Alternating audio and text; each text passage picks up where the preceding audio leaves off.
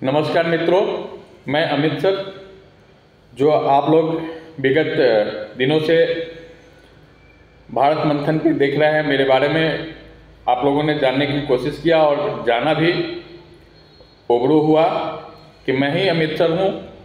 और next week से, अगले सप्ताह से आप सबों के बीच ऑफलाइन ऑनलाइन दोनों क्लास में मैं मौजूद रहूँगा।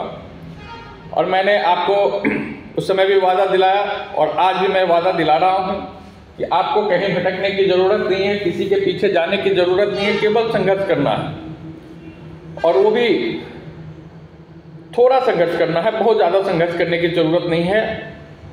और सरकारी नौकरी आप ही के अगल बगल घूम रहा है, आपको कैसे पकड़ना है इस पर आपको फोकस करना है। और मैं उन्हीं सभी चीज़ को लेके आज आप सबों के बीच एक छोटे से वीडियो के माध्यम से उपस्थित हुआ हूँ। मैं आज आपको बताना चाहता हूँ कि आपने अगर बिहार पुलिस की तैयारी शुरू करने की चाहत है या शुरू कर दिए हैं या कहीं पढ़ रहे हैं या कहीं असफल होके बैठे हुए हैं, तो असफल होने की कोई ज़रूरत नहीं है। अगर तैयारी नहीं कर रहे हैं तो अगले वीक हमसे मिलिए, आपका बड़ा भाई आपके साथ मौजूद है। हर तरह से आपका हम मदद करने के लिए तैयार हैं। बस आपको मेरे साथ रणनीति बनाना है। थोड़ा मेहनत हम करेंगे, थोड़ा मेहनत आप करिए और सफलता आपके बीच में है। ये बिल्कुल दिमाग से निकाल दीजिए कि किसी के माध्यम से हमें नौकरी मिलेगी, नहीं। आपको मेहनत करना होगा और आपके मेहनत से ही आपको नौकरी मिलेगी। और उस रणनीति पे मैं काम करना शुरू कर दिया हूँ। मेरा नोट्स तैयार हो रहे हैं, मेरा बहुत सारे बुक्स भी तैयार हो रहे हैं। और बस मैं इतना वादा जरूर करता हूँ कि मेरे नोट्स और मेरे बुक्स और मेरा जो संघर्ष आपके बीच में रहेगा ऑफलाइन ऑनलाइन क्लास के माध्यम से, बस उतना ही आपको सुनना है और उसी के माध्यम से आपको आगे बढ़ना है। मैं आज बताना चाहता हूं कि यूपीएससी, आखिर यूपीएससी का नाम मैंने आप लोगों के बीच वीडियोज में लिया। यूपीएससी है क्या? यूपीएससी को बोलते हैं यूनियन पब्लिक सर्विस कमीशन। इसका हिंदी होता है संघ लोक सेवा आयोग। ये जो हमारे जिला में बड़े पद पे पदस्थ होते हैं, जिनको बोलते हैं हम आईएएस। और इन्हीं आईएएस को हम लोग डीएम साहब के नाम से संबोधित करते हैं। इसी एग्जाम को क्रैक करके बनते हैं आईपीएस। इनको हम एसपी के नाम से जानते हैं। और एक और एग्जाम है जो कि बहुत ज्यादा हाईलाइट नहीं होता है, उस पद को बोलते हैं IFS, Indian foreign service, Indian forest service, जिससे अनेकों पद को सुशोभित लोग करता है। लेकिन उन सभी मार्ग तक जाने के लिए, उन सभी पद तक पहुंचने के लिए आपको यूपीएससी देने की जरूरत पड़ती है। सबसे पहले इसमें एग्जाम्स होते हैं पीटी का। फिर जब आप पीटी निकाल लेते हैं तो अगला एग्जाम्स होता है मेंस का। ठीक है, अभी फिलहाल हम मेंस के बारे में नहीं विस्तृत जानकारी देंगे आपको, लेकिन पीटी के बारे में आपको जानकारी देंगे। प्रीलिम्स टेस्ट होता क्या है? प्रीलिम्स टेस्ट में एक और एग्जाम को एक पेपर होते हैं CSAT, जिसका फुल फॉर्म होता है सिविल सर्विसेज एप्टीट्यूड टेस्ट।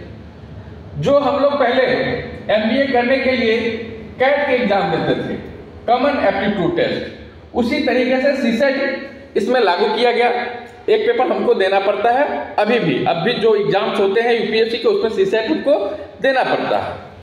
चलिए, हमने बोला था कि हम वनडे एग्जाम की तैयारी नहीं कराएंगे, हम सीसेट की तैयारी कराएंगे।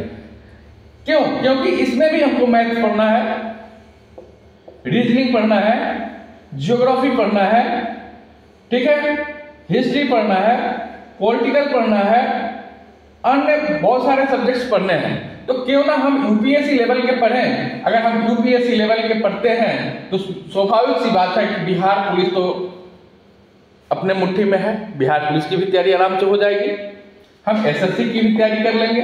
बस अंतर यही होता है कि टाइम टेकिंग का। बैंक में थोड़ा सा कम समय देता है, एसएससी में उससे थोड़ा ज्यादा समय देता है, बिहार पुलिस में थोड़ा सा और समय हमको मिल जाता है। लेकिन हमको ये दिमाग में रखना है कि हम कम समय में क्वेश्चन को टेकअप करने की कोशिश करेंगे और वहीं से हम निकलना शुरू करेंगे और हमारी सफलताएं प्राप्त होगी। ठीक है, तो आज मैं आपको यही बताया मैंने कि जो भी हम पढ़ाएंगे वो यूपीएससी लेवल के पढ़ाएंगे, सीसेट लेवल के पढ़ाएंगे। और उसमें आपके छोटे जो भी एग्जाम्स है, वनडे एग्जाम जो एक दिवसीय एग्जाम्स होते हैं, उसमें आप अव्वल होंगे। मैं आज एक छोटा सा वीडियो के माध्यम से मन किया मुझे, तो मैं आप सबों के बीच आया हूँ। नेक्स्ट कल मैं कुछ टॉपिक के साथ आपके बीच में आऊंगा। कल का टॉपिक होगा इतिहास। इतिहास, हिस्ट्री। आखिर हिस्ट्री है क्या, क्यों पढ़े हम हिस्ट्री, हिस्ट्री पढ़ने से क्या फायदा है, ठीक है। तो इतिहास चैप्टर में हम एंशिएंट हिस्ट्री को लेके आप सबों के बीच आएंगे और उस वीडियो के माध्यम से आप तक पहुंचने की हम कोशिश करेंगे।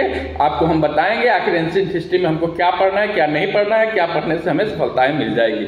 बस आज मैं इतने ही टॉपिक्स के साथ आप तक मौजूद हुआ हूं। कल मैं विस्तृत मौजूद हूँगा और रोज इसी टाइम पे आपको कुछ न कुछ मैं बताने की कोशिश करूंगा। प्यारे मित्रों, आज के लिए मैं इतना ही। नमस्कार, जय हिंद, जय भारत।